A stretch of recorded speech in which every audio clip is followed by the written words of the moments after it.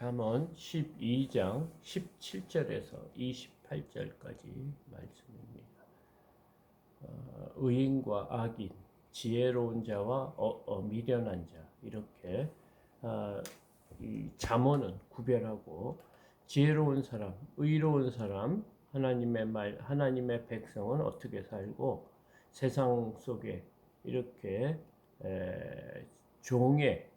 죄의 종으로 살고 있는 사람을 어떻게 사는지 반복해서 이렇게 말하는 것 같습니다.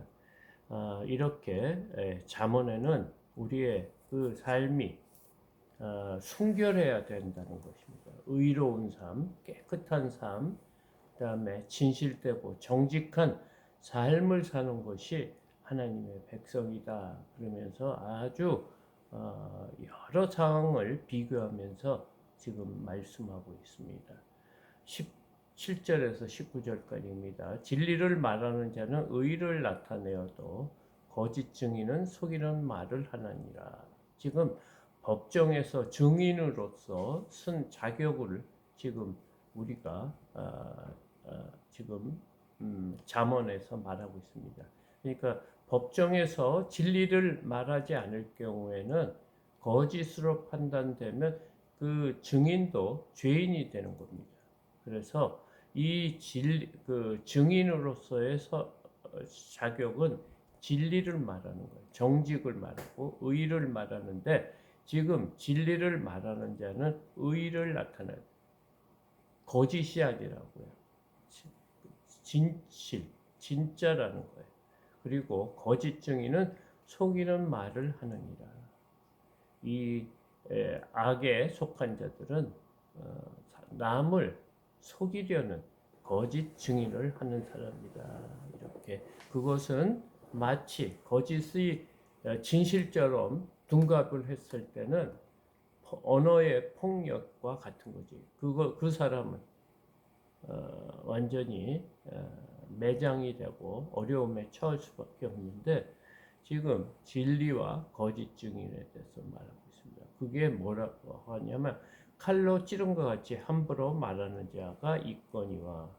그런 거짓 증인은 꼭 폭력과 같은 거예요. 그래서 남을 상해를 시키는 거다. 칼로 찌르면 그런 자와 같고, 지혜로운 자의 혀는 양약과 같으니라. 지혜로운 자의 진실된 말은 양약과 같다는 거예요. 어떤 사람을 고칠 수 있는 그런 능력이 있다. 그래서 지금 말에 대해서 우리가 말하는 그 말이 얼마나 중요하고 진실되어야 되는지를 말하고 있습니다. 19절, 진실한 입술은 영원히 보존되거니와 거짓 혀는 잠시 동안만 있을 뿐이다. 그러니까 이 땅의 삶을 살 때 우리가 거짓말을 해서 자신의 유익을 얻고, 자신이 무언가를 얻기 위해서 거짓말을 할 때는 잠시 동안만 있다는 것은 그것이 밝혀진다는 거예요. 금방 밝혀진다는 거고, 진실된 입술, 이것은 진리입니다. 의로운 말, 그리고 지혜로운 말은 영원히 보존된다. 이렇게 말하고 있습니다. 20절입니다. 악을 꾀하는 자의 마음에는 속임이 있고 화평을 의논하는 자는 희락이 있느니라.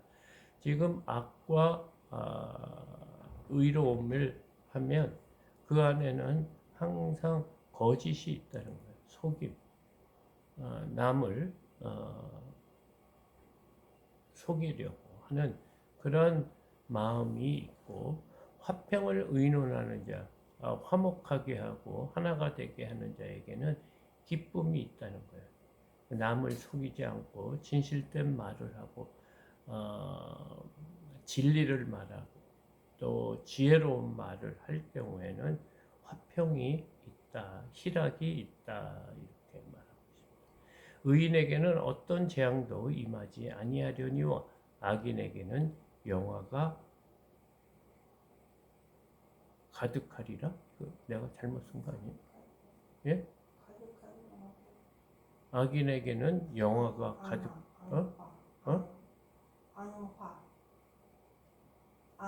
앙화?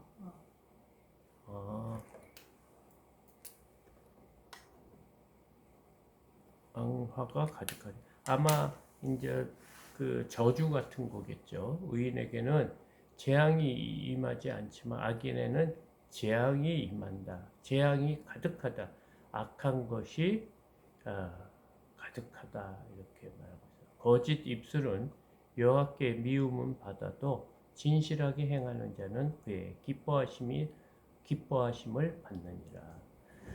이것은 반복해서 되는 상황입니다. 이렇게 반복하는 것은 우리가 항상 이런 어려움, 유혹에 빠질 수밖에 없기 때문에 오늘도 하나님께서는 우리에게 요구하는 것이 진실된 것이, 거짓이 아니고 진실된 마음.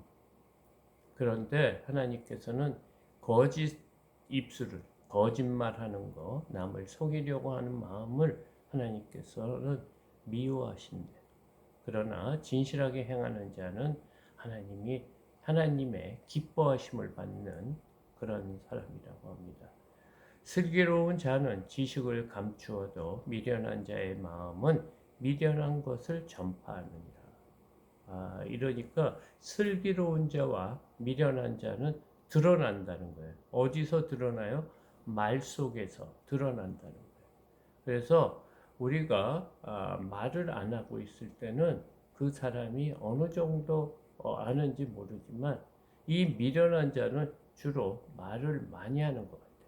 말을 많이 하는 자는 실수를 하죠. 그리고 자신이 가지고 있는 마음이 드러나는 거예요.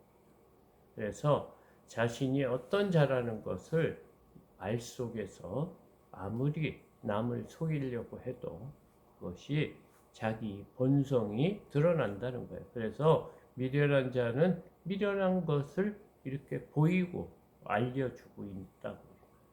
자신이 어떤 사람이라고 드러내고 있다는 거예요. 미련한. 24절 부지런한 자의 손은 사람을 다스리게 되어도 게으른 자는 부림을 받느니라. 있고 여기서 악인과 의인을 또 부지런한 자와 게으른 자로 이렇게 나눴습니다. 그래서 부지런한 자는 재물을 얻는다고 했거든요. 그 부지런한 자가 재물을 얻기 때문에 사람을 다스릴 수도 있는 거예요. 사람을 고용할 수 있어서 자기가 다스릴 수 있지만 게으른 자는 부림을 받느니라. 자신이 재물이 없기 때문에 살아가기 위해서는 재물을 얻기 위해서 남의 종으로도 들어갈 수 있기 때문에 부림을 당한다. 근심이 사람의 마음에 있으면 그것으로 번뇌하게 되나 선한 말은 그것을 즐겁게 하느니라. 우리의 걱정과 근심, 하나님께서는 근심하지 말라, 걱정하지 말라. 그래서 하나님께서는 너의 아무것도 걱정하지 말고 간구와 기도를 하는데 너의 모든 일에 하나님 앞에 감사함으로 이렇게 해라. 왜 그러겠습니까? 우리의 근심이 사람을 짓누르기 때문에. 근심 있는 사람에게는 즐겁고 기쁜 일이 없습니다. 그래서 그 근심 때문에 번뇌를 한다. 짓누른다. 그것을 헤쳐나가려고 하는 그런 방법을 생각하기 때문에 정말 마음에 부담이 있고 즐거움이 없고 근심과 걱정밖에 없는데 그때 어떻게 해야 됩니까? 우리는 기도밖에 할 것이 없습니다. 아무것도 걱정하지 말라. 염려하지 말라. 너 모든 일에 기도와 간구로 너희 하나님께 감사함으로 아뢰라.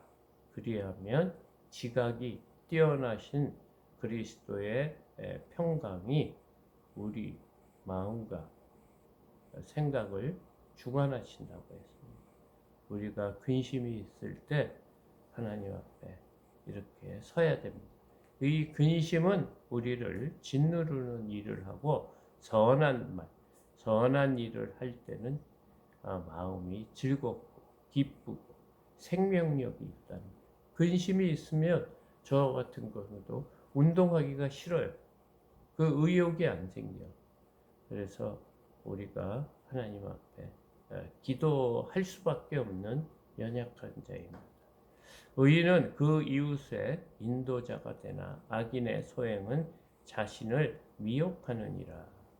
의인은 남을 좋은 쪽으로 인도할 수 있는 사람인데 악인의 소행, 악인이 하는 모든 것은 자신을 미혹시킨다 이거. 자신이 그 잘못된 그 소행으로 자꾸만 빠지게 만드는 일을 한다는 거예요. 자신이 잘못하고 악한 일을 하고 거짓말을 했을 때는 자신을 그 악한 일이 자꾸만 미혹을 해서 그 안에서 헤쳐나갈 수 없다는 거예요. 그래서 우리가 매일 회개를 해야 됩니다. 그 악한 것에 유혹을 받고 미혹을 당하니까 우리가 말씀을 통해 또 오늘 아침에 말씀을 통해 우리가 매일 성결하고 회개하고 깨끗한 마음, 정결한 마음을 갖기를 노력해야 됩니다. 27절 게으른 자는 그 잡을 것도 사냥하지 아니하나니 사람의 부귀는 부지런한 것이니라. 이 땅의 삶의 이치다 이거예요. 부지런한 자와 게으른 자가 있는데 게으른 자는 자기가 잡을 수 있고 자기가 조그만 노력을 해도 사냥을 할 수 있는데 그것을 잡지를 않는다는 거예요. 게을러서. 그런데 사람의 부귀는 부지런한 것이에요. 사람이 잘 살 수 있는 유일한 방법 중에 하나가 부지런한 자에게 재물이 있고 부자가 되는 부귀가 있다. 공의로운 길에 생명이 있나니 그 길에는 사망이 없느니라. 정의롭고 의롭고 이런 순결하고 정직한 사람에게는 생명의 길이 있다는 거예요. 생명의 길이 공의로운 길이 생명이 있는데 그 길에는 사망이 없다. 죽음이 없다. 이렇게 말하고 있습니다. 하나님은 의롭고 공의롭고 또 죄가 없으신 분입니다. 예수 그리스도께서는 우리의 죄를 사하기 위해서 이 땅에 오신 것입니다. 다른 것이 아니고 우리의 죄를 사해야 하나님과 화목이 되고 주의 자녀가 되기 때문에 오늘도 우리가 조그만 일에도 예민하게 생각하고 하나님 앞에 잘못한 거 있으면 회개하는 저와 여러분이 되기를 소망합니다. 이것으로 새벽 기도회를